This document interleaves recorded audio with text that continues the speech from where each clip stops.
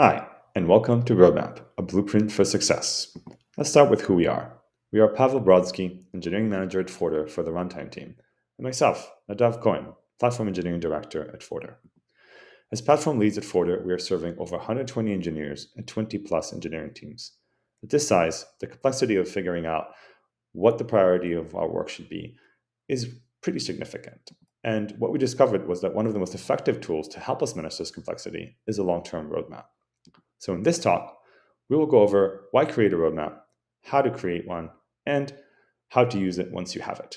You'll note the QR code on the bottom left, which will take you to detailed instructions and guidelines on how to create your own roadmap. Let's start with why we created a roadmap and why you should as well. We knew what we had to do at the moment, but our engineers kept wondering, what will they do in 6 months? We had many different customers with different needs, as you've seen, but we did not have a good way to prioritize among them. We wanted to move from systems to products, but we did not have a product manager. We had a couple of teams with highly overlapping responsibilities, but we wanted them to be able to work autonomously. We knew we could accomplish more and sooner if we had more engineers, but we did not know just how many more we should ask for. In summary, we wanted our engineers to know what they are working towards. We wanted a good way to prioritize our work across many customers. We wanted to use product thinking and methods. We wanted our teams to be able to work autonomously and wanted to know how many engineers we should hire. And we wanted to have wide buy-in for all of the above. So let's now move on to Pavel, who will tell you how you can create your own roadmap. Thanks, Nadav. Okay, so now we know why we want to create a blueprint. Let's talk about actually doing it. And we're going to do it in three parts. First part is we're going to seed the roadmap with ideas from inside our platform group or team. Second, we're going to create a custom advisory board or a CAB and get input from our stakeholders and customers. And finally, we'll have a final session where we converge on a single unified roadmap together with members from the CAB. Okay, so let's begin by seeding the roadmap with ideas from inside the group. And the first thing is to get a right mix of people in this group. We want to have diverse perspectives, so EMs, ICs of different seniority levels, and so on. We get this group together in hopefully face-to-face, but it can also work remotely. And we do a synchronous session with them. And what we do here is we ask participants to generate product outcomes. Now, hopefully by now they should know what product outcomes are, but we can briefly explain how outcomes differ from outputs. So something like migration to Kubernetes is an output, but reducing cost or improving efficiency, that would be an outcome. And then we prompt the participants with something like, imagine a perfect world in 2 or 3 years. What does it look like? What do you want to see in it? And they should create a long pool of ideas with product outcomes on them. And then we have a session where we converge on prioritization among this large pool of outcomes. So the convergence is simple, but it's the trickiest part in the whole deal. So we'll explain in detail how it works. So we create a convergence board. On the left, we have the pool with all of the ideas that everyone has generated. On the right, we have a list of people because we're going to do things in turns and everyone should know when their turn is coming up. And in the middle, the largest part is the timeline. We break it down into a few time blocks. We decided to go with 6 months blocks. So we have H1, H2 2024 and H1, H2 2025. And then we do what we call shuffle rounds rather, where people move stickies from the pool and inside the timeline. They might switch places among the time blocks. And the limitation here is that each block can hold up to X stickies. 3 or 4 is probably best, but that would depend on the size of your group. So let's look at one of those shuffle rounds, how they look in practice. So we can see here that Alice starts by taking a sticky from the pool and putting it in the first time block. People will usually gravitate towards the earlier time blocks as these have the biggest chance of actually happening. Then Claire gets another one, and she goes a little bit more strategically. She puts it in the second time block, which might have a little less competition. David puts another sticky in the first time block, and now Eva can't add another sticky simply from the pool into the first time block. So what she does is she does the shuffle. She moves the sticky from the first time block and switches it with one of the second ones. So a few rounds of those will generate a prioritized timetable.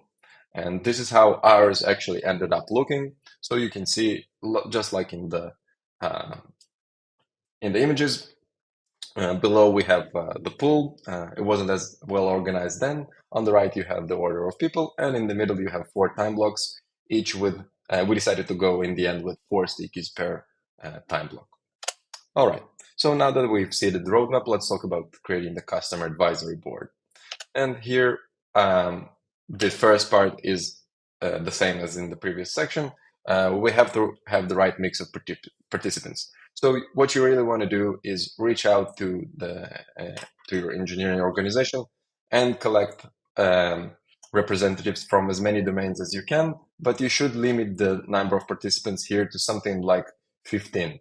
Above that, and you will have diminishing returns. Not all teams necessarily have to be represented. You should optimize again for diverse perspectives.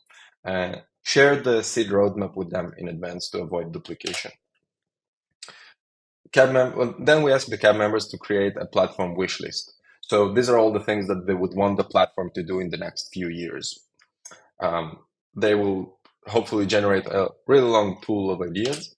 And then we work with them in smaller teams, maybe 3 or 5 people, to convert this wish list again into product outcomes. Because not everyone will necessarily be as familiar with them. So you should do those sessions with them to help them out and help them express the ideas as product outcomes.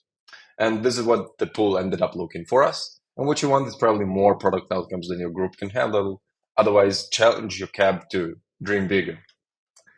All right. So now is the final part where we hold the convergence sessions with all of the CAB members. So we're going to do it a little bit different than the regular shuffle rounds we showed in the previous steps, where we're adding another dimension of dot voting to this ordeal. So we're going to dot vote first on the platform product outcomes. Then we have 2 shuffle rounds like in the first session, followed again by dot voting on CAB product outcomes. And I will show everything with images in a second. And finally, 2 shuffle rounds again with an extra bonus round that I will explain in a second. So we begin with the board already set up. On the left, you have the pool with all of the product outcomes that the CAB have generated with your help from the wish list. And you have the same time blocks that we've seen before, except that now they are already seeded with stickies from the platform team's first session. Next, the first thing that people do is dot voting on the platform outcomes. And this is to ensure alignment, to make sure that we are on the same wavelength as our customers are in terms of priorities. Then we do a couple of shuffle rounds to begin converging. This would work the same as in the first session. And we add dot voting on the stickies that the CAB have put in here. And this is for inter-time block prioritization. So we know which stickies are in which time block, but we might have to choose among them in terms of what happens first and maybe what gets pushed back. So in this case, we get a very clear and useful signal where 2 stickies are obviously dominant in terms of the votes for them. You should expect good clustering, otherwise something is wrong with the shuffling. Then we had 2 more shuffle rounds like before. Not many things changed. And a final round where we deleted the border between the platform stickies and the CAB stickies and just let everyone move whatever they wanted.